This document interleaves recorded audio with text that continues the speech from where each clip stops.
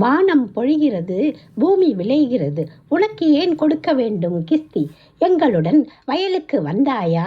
ஏற்றம் இறைத்தாயா? நாற்று நட்டாயா? களை பறித்தாயா? கொஞ்சி விளையாடும் என் குல பெண்களுக்கு மஞ்சள் அரைத்து கொடுத்தாயா?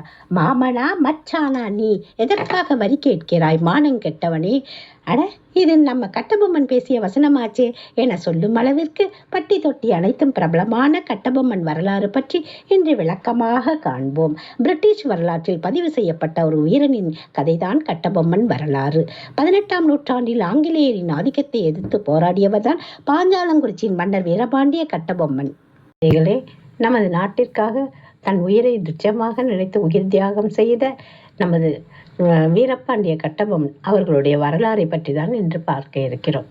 ஒரு வீரன், அவர் ஒரு மகாவீரன். அவருடைய கதை தான் இப்பொழுது நாம் பார்க்க இருக்கிறோம். அவர் பாஞ்சாலங்குறிச்சி என்ற நாட்டை சேர்ந்த ஒரு மன்னர். அந்த நாட்டை ஆண்டு வந்தவர். நாம் வாழும் சொந்த பூமிக்கு யாரோ வேற்று நாட்டு அதாவது வெள்ளைக்காரன், அப்போ அவனுக்கு கப்பம் கட்டுவதா, வரி கட்டுவதா, எங்கிருந்தோ வந்து இந்திய மண்ணை சூறாடிய ஒரு ஆங்கிலேயனுக்கு நாம் எப்பொழுதும் அடிபணியக்கூடாது என்பதில் மிகவும் தீவிரமாக இருந்தவர். வாழும் தனது இறுதி மூச்சு வரை ஆங்கிலேயருக்கு கப்பம் கட்ட மறுத்து இந்திய சுதந்திர வரலாற்றில் இடம் பிடித்த ஒரு வீர தமிழர் தான் வீரபாண்டிய கட்டபொம்மன். அப்படிப்பட்ட பொங்கு தமிழ் வீரம் பேசும் வீரபாண்டிய கட்டபொம்மனின் வாழ்க்கை வரலாறு ஒவ்வொரு குடிமகனும் அவசியம் தெரிந்து கொள்ள வேண்டும் என்பதற்காக இப்பொழுது இந்த கதையை சொல்ல வந்திருக்கிறேன். பாளையங்கோட்டையில் பாஞ்சாலங்குறிச்சியை கட்டபொம்மு என்ற பெயர் கொண்ட குறுநில மன்னன் ஒருவர் ஆட்சி செய்து வந்தார். இந்த கட்டபொம்மையின் வம்சாவழியில் வந்தவர்தான் வீரபாண்டிய கட்டபொம்மன். 1760ஆம் ஆண்டு ஜனவரி மாதம் 3ஆம் தேதி 2ஆம் ஜெகவீர பாண்டியனுக்கும் ஆறுமுகத்தம்மாளுக்கும் பிறந்தவர்தான் இந்த வீரபாண்டிய கட்டபொம்மன். இளம் வயது வரை எந்தவித கவலையும் இல்லாமல் கட்டழகு காளையாக மகிழ்ச்சியோடு வாழ்ந்து வந்தார் கட்டபொம்மன். ஜக்கம்மா என்னும் மங்கையை கண்டு காதல் வயப்பட்டு அவளை திருமணம் செய்து கொள்ள விரும்புகின்றார். திருமணம் கோலாகலமாக நடைபெற்றது. குழந்தை பேர் இல்லை என்றாலும் இருவரும் இணைந்த இல்லற வாழ்க்கை மிகவும் மகிழ்ச்சியாக நடந்தது. இந்த சமயத்தில் தான் 18ஆம் நூற்றாண்டில் ஆற்காடு நவாப் ஆட்சிக்கு வந்தனர். அந்த சமயத்தில் தான் ஆங்கிலேயர்களும் வணிகத்தை மேம்படுத்த இந்தியாவிற்குள் நுழைந்தார்கள். 1890ஆம் ஆண்டு ஆங்கிலேயர் மேலும் வலிமை பெற்றவர்களாக இந்தியாவை முழுமையாக ஆட்சி செய்த ஆரம்பித்தனர்.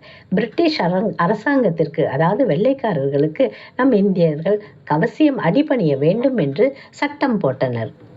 பிரிட்டிஷ் அரசாங்கம் தமிழகத்தில் வரி வசூலிக்கும் திட்டத்தை அமலாக்கியது. இந்தியர்கள் வரி கட்ட வேண்டும், அதை பெறுவதற்கான முழு உரிமையும் தங்களுக்கு உள்ளது என்று அறிவித்தார்கள். மேலும் அனைத்து பாளையக்காரர்களும் ஆங்கிலேயருடன் மரியாதையுடனும் விசுவாசத்துடனும் இருக்க வேண்டும் என்று கட்டாயப்படுத்தப்பட்டார்கள். இப்படிப்பட்ட ஒரு இக்கட்டான சூழ்நிலையில்தான் தனது 30வது வயதில் கட்டபொம்மன் அரியணை ஏறி பாளையங்கோட்டை ராஜாவாக, மன்னராக ஆட்சி செலுத்த ஆரம்பித்தார். அரியணை ஏறிய முதல் வேளையாக வரி வசூலிக்கும் பிரிட்டிஷ்காரர்களை எதிர்த்தார் கட்டபொம்மன். தங்களுடைய சொந்த மண்ணில் சுதந்திரமாக வாழ்வதற்கு எங்களுக்கு உரிமை உள்ளது. அப்படி இருக்க அந்த ஆங்கிலேயருக்கு ஒருபோதும் நான் வரி செலுத்த முடியாது என்று வீர கர்ஜனை செய்கிறார். இதனால் ஆங்கிலேயர்கள் கடும் கோபத்திற்கு ஆளானார்கள் வீரபாண்டிய கட்டபொம்மன் மேலே. அப்போதுதான் நமது இந்திய மக்களுக்கு சுதந்திர பற்று எழ ஆரம்பித்தது. மக்கள் சுதந்திர தாகத்துடன் எங்கிருந்தோ வந்து நம் நாட்டை ஆட்சி செய்யும் ஆங்கிலேயரை எதிர்க்க ஆரம்பித்தார்கள். இந்த நிலையில் ஆங்கிலேய ஆட்சியாளர் ஜாக்சன் வீரபாண்டிய கட்டபொம்மனுக்கு அழைப்பு ஒன்று விடுகிறார். இந்தியர்களுக்குள் சுதந்திர பற்றி எழ ஆரம்பித்தது. மக்கள் சுதந்திர தாகத்துடன் எங்கிருந்தோ வந்து நம் நாட்டை ஆட்சி செய்யும் ஆங்கிலேயரை எதிர்க்க ஆரம்பித்தார்கள். இந்நிலையில் ஆங்கிலேய ஆட்சியாளர் ஜாக்சன் வீரபாண்டிய கட்டபொம்மனுக்கு அழைப்பு ஒன்று விடுகிறார். கட்டபொம்மனிடம் எட்டயபுரத்தில் நில சூறையாடல், தங்களுக்கு கப்பம் கட்டாமை என பல குற்றச்சாட்டுகளை சுமத்தி தன்னை வந்து சந்திக்குமாறு அழைக்கிறார். வீரபாண்டிய கட்டபொம்மனும் ஜாக்சனை சந்திப்பதற்காக அவர் சொல்லும் சந்திக்கும் இடத்திற்கு வருகிறார். ஆனால் குறிப்பிட்ட இடத்தில் சந்திக்காமல் வெவ்வேறு இடங்களுக்கு வர சொல்லி 400 மைல்களுக்கு அப்பால் வரை கட்டபொம்மனை அலைக்கழித்தார் ஜாக்சன். இறுதியில் ராமநாதபுரத்தில் கட்டபொம்மனை ஜாக்சன் சந்திக்கிறார். அங்கும் பலவிதங்களில் கட்டபொம்மனை அவமானப்படுத்துகிறார் ஜாக்சன். இதனால் மிகுந்த கோபம் கொண்டு அங்கிருந்து வீரத்தோடு தடுக்க வந்த வீரர்களை எதிர்த்து போரிட்டு தப்பித்து வெளியில் வருகிறார் கட்டபொம்மன். கட்டபொம்மனை சூழ்ச்சியால் மட்டுமே வெல்ல முடியும் என்று ஆங்கிலேயர்கள் முடிவு செய்கிறார்கள். அதன்படி செய்த சூழ்ச்சி வலையிலும் தப்பித்து பாஞ்சாலங்குறிச்சி திரும்புகிறார் வீரபாண்டிய கட்டபொம்மன். உங்களுக்கு வரி செலுத்தும் அவசியம் எங்களுக்கு இல்லை, நாங்கள் சுதந்திர மன்னர்கள் என்று திருச்சலோடு போர்வாளை தூக்கி முழக்கமிட்டார். இவரது வீரத்தை பார்த்து சுற்றியுள்ள அனைத்து பாளையங்களும் ஆங்கிலேயரை எதிர்க்க துணிந்தனர். அதனால் வீரபாண்டிய கட்டபொம்மனுக்கு மேலும் உற்சாகம் எழுந்தது. தம்முடைய பேச்சாற்றலால் அனைவரையும் போரில் கலந்து கொள்ள வருமாறு சுதந்திர தாகத்தை ஏற்படுத்துகிறார். கூடவே தன் கோட்டையை மேலும் வலுப்படுத்தினார். பெரும் படைகளை திரட்டி வந்தார். ஆங்கிலேயரை எதிர்ப்பதற்கு தமிழகத்திலிருந்து பல பாளையங்காரர்கள் ஒருங்கிணைகிறார்கள். ஆங்கிலேயர்களை போர் முனையில் எதிர்கொள்ள தயாராகிறார்.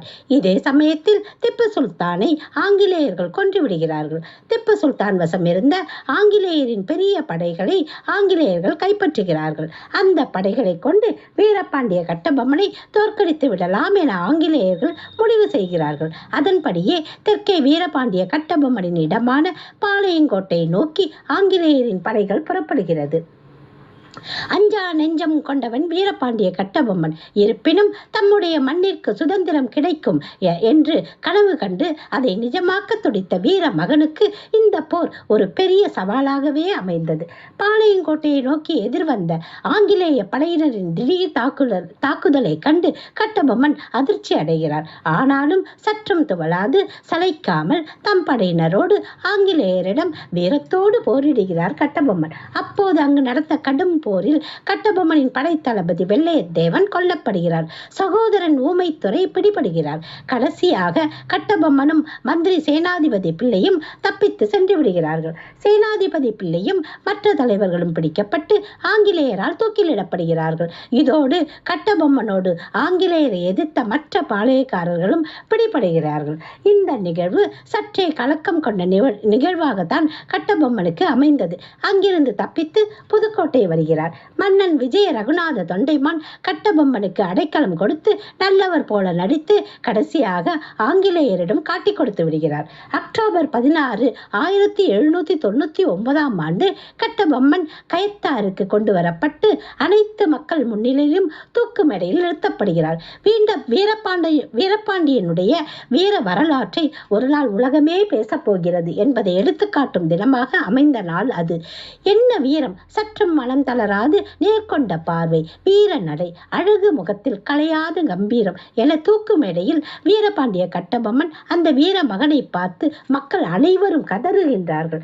வீரபாண்டிய கட்டபொம்மனின் வீர வரலாற்றை கண்டு நம் கண்களிலும் கண்ணீர் வர காரணமாக அமைந்த சுதந்திரத்திற்கு குரல் கொடுத்த வீரனாய் தூக்கு மேடையில் நிமிர்ந்த நெஞ்சோடு நிற்கின்றான் வீரபாண்டிய கட்டபொம்மன். சாவுக்கு சற்றும் அஞ்சாத கர்ஜிக்கும் சிங்கம் போன்று நிமிர்ந்து நிற்கின்றார். நான் மறைந்தாலும் இனிவரும் காலத்தில் சுதந்திர காற்றை சுவாசிக்க நீங்கள் அனைவரும் நிச்சயம் இருப்பீர்கள் என்று மக்களை பார்த்து மகிழ்ச்சியோடு சொல்லி ஆங்கிலேயரை பார்த்து சீற்றத்தோடு தூக்கு கயிறை தழுவுகிறான் வீரபாண்டிய கட்டபொம்மன். 1799 கயத்தாறில் 39வது வயதிலேயே தூக்கிலிடப்பட்டார் வீரபாண்டிய கட்டபொம்மன். கட்டபொம்மன் தூக்கிலிடப்பட்ட இடமான கயத்தாறில் இவருக்கான நினைவு மண்டலம் எழுப்பப்பட்டுள்ளது. கட்டபொம்மன், ஊமைத்துரை இவர்களின் காலங்களுக்கு பிறகு அவர்கள் வாழ்ந்து வந்த பாஞ்சாலங்குறிச்சி கோட்டையும் தரைமட்டமாக்கப்பட்டது. பின்னர் பழங்கால கோட்டையை ஒத்து அமைக்கப்பெற்ற புதிய கோட்டை இந்நாளளவும் கட்டபொம்மன் புகழ்பாடி கம்பீரமாக நின்று கொண்டிருக்கிறது. 1977 முதல் இக்கோட்டை இந்திய சுற்றுலாத்துறையின் பராமரிப்பில் இயங்கி வருகிறது.